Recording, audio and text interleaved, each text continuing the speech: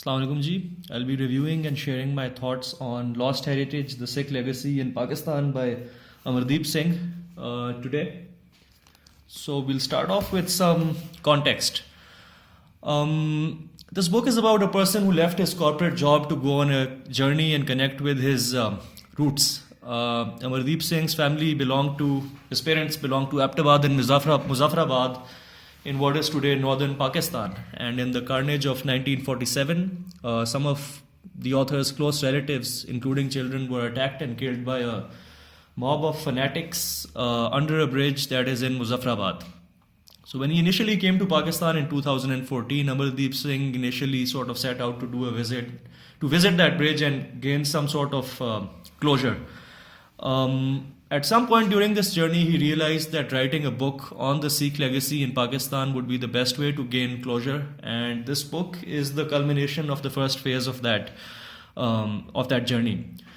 Now, if you're watching this sitting in Pakistan, you might be wondering, why should I waste my time to read a book on an other community and its history? Firstly, I think if your knowledge of history is limited to what is taught in the formal sort of education schooling system here, then there's an alarming information gap that needs to be addressed, where our school curriculum practically transitions from the Mughal rule to British rule without discussing what came in between. You might find it interesting to learn that at a time when the British Empire and the East India Company were at the peak of their might, there was a secular empire in Punjab that kept them at bay for almost 50 years. And almost 8 years before the War of 1857, the British actually came nearest to defeat in India when they fought a united sort of Punjabi army that comprises not just of Sikhs but also Muslims and Hindus at a place that is not too far away from Rawalpindi and Islamabad. So I guess my point is that for those in Pakistan, this book can help address that information gap and hopefully debunk some popular myths like Ranjit Singh turned the Badshahi Masjid into a stable, which is total bullshit. But to be honest, I think the real gap that we should be worried about is not the information gap. I mean, most of this information is practically a Google search away. But the real gap is an empathy gap, where we are emotionally disconnected from our rich heritage. And that's where the beauty of this book really comes in. And this is also where I talk about what I liked about this book. This book is not written as a boring history lesson. It captures all the emotions of a traveler visiting Pakistan for the first time and getting to know this country, its people, and their culture.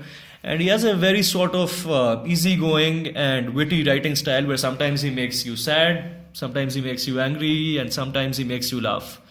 And he does it in a way where you find it oddly relatable. And at the end of it all, I think this book helped me develop empathy for all those affected by partition. So Amardeep's book isn't only about the stories of generals, emperors, and religious leaders, because those are what we think of when we think of history, but also about everyday members of the very large Sikh community that called this part of Pakistan home before partition.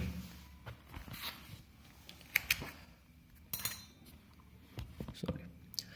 And I think I'll admit I also felt slightly embarrassed after reading this book, because so many of the heritage sites mentioned in this book are very close to where I live in Islamabad, but I simply didn't know about them until after reading this one.